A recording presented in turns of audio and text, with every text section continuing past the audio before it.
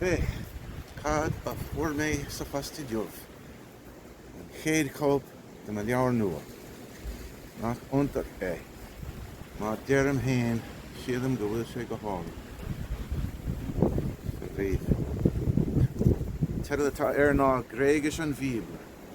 Is le mé an cúchúdach tíad.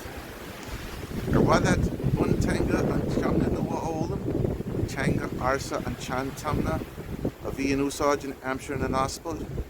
Seagat leabhar a chláthraíonn gach ólas a bhfuil de dhíort chun tuiscint réasanta chuimsíocha a fháil ar Gréigis na híise sin, atá arúna an aontagas agus den seomra ranga a ring.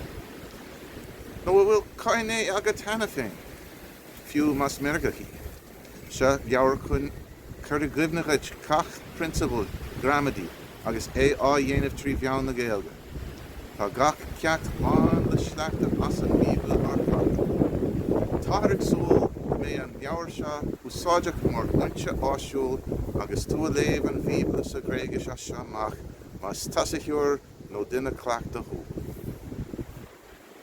Bhile libh an leabhar eicáil, well, se a leathanig agus samí sayas rud a iontaigh tá ann.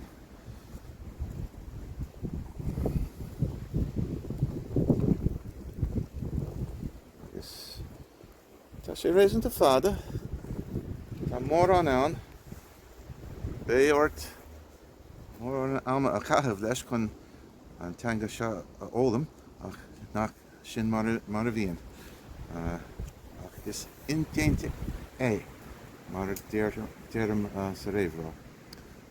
Níl sé ferfa, chanach mé litir amháin nó litir eile ar lár, ach níl aon rud ann a chur na isteach ar bhrí an leabhar agus níl aon rud ferfa.